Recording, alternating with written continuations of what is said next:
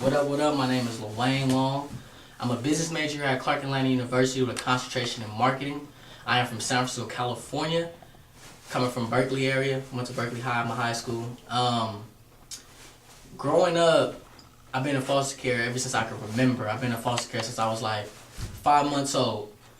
So there wasn't really a time I can remember not being in foster care. From what I was told, the reason why I was in foster care, when I was born with more than one drug in my system, so that caused suspicion on my parents, but you know how that is. But growing up, my mom was a big drug dealer. My dad was too, but I didn't really see much of my dad. My dad was in and out of jail pretty much my whole life. My dad went to jail probably when I was like 4 or 5 years old, and I didn't see him probably till I was at least like in my teens.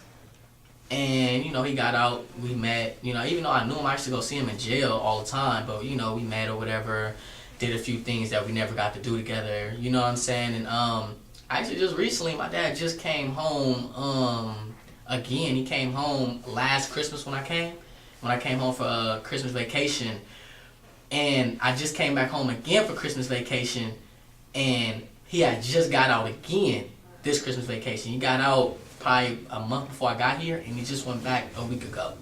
So that's pretty much what my life has been like since I can remember. Now my mom, I haven't seen my mom in like 2 years. Growing up, my mom stayed with a very abusive man. He has life in jail right now. He actually tried to kill my mother like my freshman year of college, I found out. They didn't tell me until I was about to come home. You would think that me and my mom would kind of eventually get back together, but it's not like that when you grow up with somebody and you watch them choose someone over something that they had. I'm my mom's child, her first son, the middle child, and I'm the middle child on my mom and dad's side, so it had to be hard for me. But you would think that our relationship would grow prior to this, but it really hasn't. I haven't seen her in 2 years. Like, she's been out of my life for so long, I can't even imagine being in it. I really don't know who she is no more.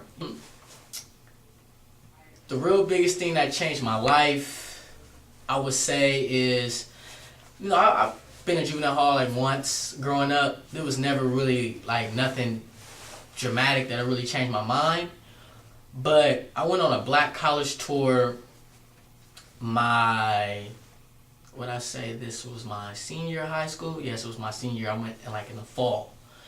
I went to Clark Atlanta. I went to Alabama, Tuskegee. I went to Alabama State University. The Hornets. I think that was, and I went to Morehouse too. The first school that we went to go see was Morehouse was the first school I went to go see. Morehouse. I kind of liked it, Morehouse, just because it was the first time I ever seen this many black brothers speaking the way they spoke. You could just tell that they were about their business. It's the first time I really seen anything like that. I've never left California. That was the first time I left. So that was like the first time I really got out of my environment. And it's really hard for a person to change if they know the same environment, So once I got out and I went to go look at Morehouse, a few other things I noticed. The school was pretty small, but overall they had like a Martin Luther King statue. It was a lot of stuff I remembered. They had like a lot of people that I kind of look up to in life graduated from there, so that's something I really liked and I enjoyed, and I kind of wanted to learn more about the institution. I actually applied. Then the next school I went to was Clark. Clark, I instantly fell in love with the campus. It was a beautiful campus. Morehouse campus was beautiful, but I fell in love with the people on Clark's campus. The people were down to earth, just like me. I could tell that they was faced with adversity, but they striving to be better, and I want to be around something that's similar to me, so I can grow from, and be my own person. I met a mission counselor named Nicholas Boyd that works in the admissions office at Clark Atlanta University, and he was giving his presentation, and he was about to give us a tour. But he also had some admissions ambassadors there. They're like students that give tours too. So he actually sent the students out to give the tour to the group that I came with Carl Ray. And but before he sent the students out to give the tour, I walked up on him and I was just like, I was really interested in what he had to say. I felt like I can relate to him in a way. When he was explaining how he grew up and whatnot, I kind of related to him, and I instantly kind of reached out to him and told him like, I fell in love with the campus ever since I saw it, and I really want to be here, and I really want to make this a place where I can become a man and grow and learn, from, and he understood where I was coming from, and he actually gave me a private tour of the university. And the whole time he's giving me a tour, I'm kind of just telling him how life has always been a challenge, how life has always been hard for me, and I just wanted to finally get better. I want to do something better than what I see, I will be the first to go to college if I went at this time. So we just kept chopping it up back and forth. He gave me his card, and I could really tell from all the other schools I went to that I could really tell that he was really interested in helping me.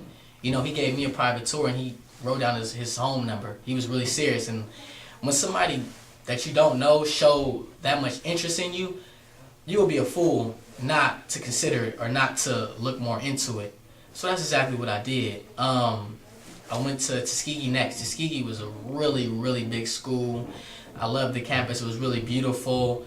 But me, I'm coming from a big school. High school was really big, 3,000 kids. I kind of wanted something that was big, but not as big, so I can really let the institution know who I am and really know the institution and know all the people that's in it. And then we went to Alabama State University next to Hornets. I loved their stadium, their basketball gym, everything was really good. I could smell the catfish when I got off the bus. I could never forget that. And I loved their theater program. They had a lot of black actors who are doing really well in society today, and I really thought that was a good look. But so I went back home, back to my ordinary life. All I could remember was the promenade, and the promenade is a long strip on Clark Atlanta's campus where all the kids kick it, That's all I could really remember. I could just remember seeing all of these faces light up when they saw us come through, and I could just remember the people and just the sun. I could remember the weather, and it stuck to me. And when I did anything from that point forward, it was never as good because I seen Clark. So when I wake up in my everyday area and I go do things that I would do in my normal day life, it wasn't fun to me no more after seeing Clark. It wasn't fun after meeting people who was about something, about having something, about wanting something out of life. It wasn't the same for me. But you know how it is. I'm back in my old neighborhood. I'm living the same life that I lived before I left. I'm about to graduate high school now. I did really well in the classroom. I met a mentor at ILSP named Damian Robertson, and he told me if I really wanted to go to Clark to stay in contact with him, and he'll help me reach my goals. And we set out some goals for me for the year. I met them all. I really took that class that's so serious. My last semester of high school, I really took it very serious after seeing something like Clark. I really wanted to be better and go further. I ended up getting into a little bit of trouble, but before I went, I had got a letter from Alabama State University saying that I had got accepted, and they wanted me to commit to them early and go to their little summer camp program that they had. And I wasn't really ready to commit yet because I really wanted to see what Clark had for me. And me and Nick have been keeping in contact this whole time. I was calling Nick every morning when I got up.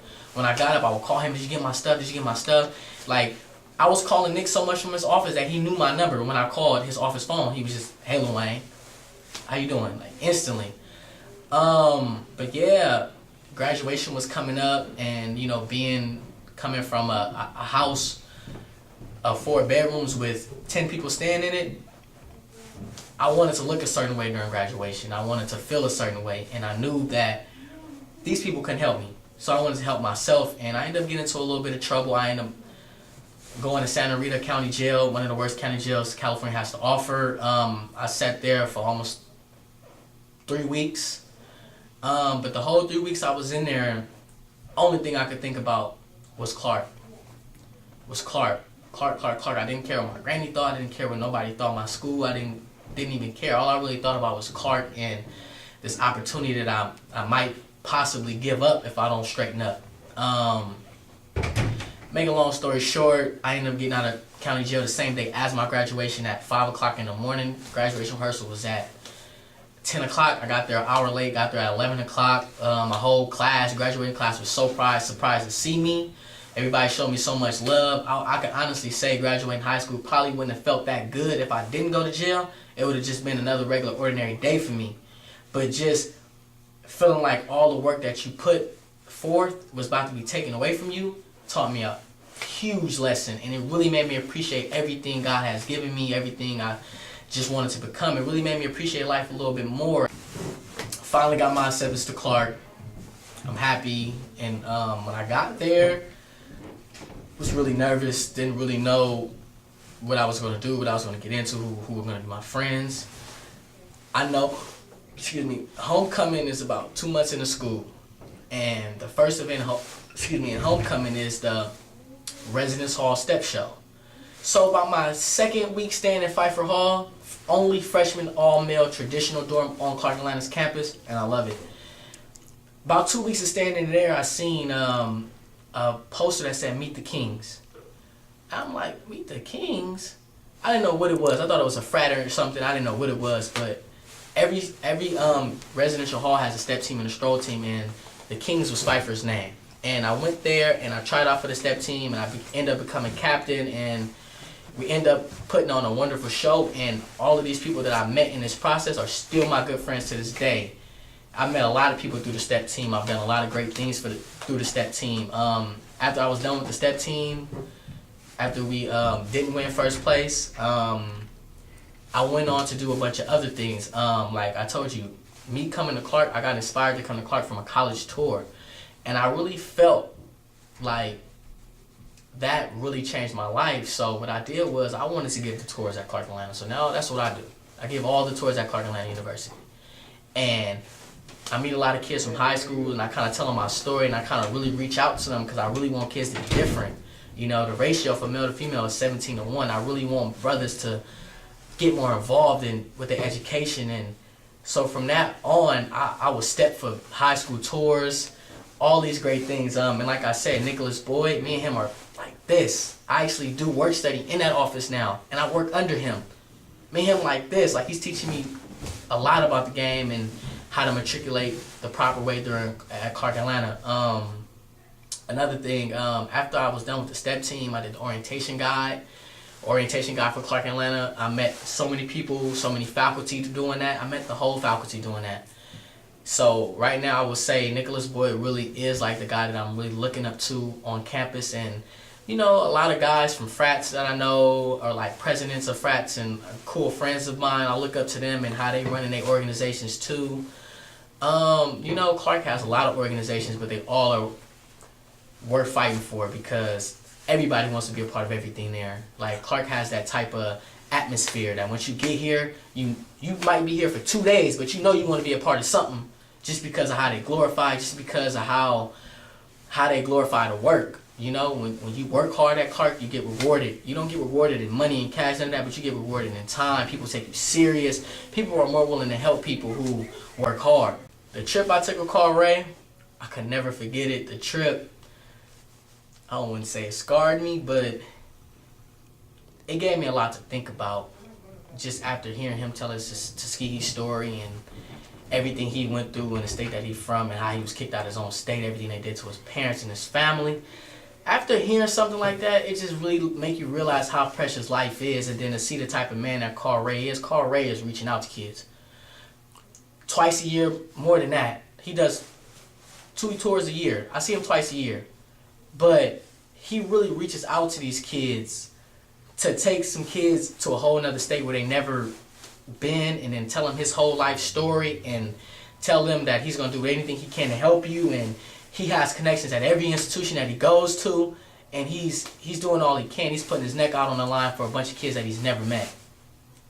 You know, now that's, to me, that's a good heart. And I see Carl Ray twice a year. Every time he comes, I drop whatever I'm doing, and I make sure I give that tour, and I make sure I give that tour as honest as I can be. Every time, you know. And another thing I love about his tour is he's getting kids that are just like me, you know. And look how well I'm doing in the world, and they can do just as well as me with a little bit of opportunity and a little bit of growth. Being out of their environment, just seeing something new, they can grow so much from that, you know. And Corey, he holds on to his networking. He's a really good networker. He is in contact with everybody he still talks to. Like, I met Damian Robinson from ILSP. Like, him and Damian are like this all the time. You know, every time I talk to Damian, I ask him how Corey's doing. You know, it's pretty cool.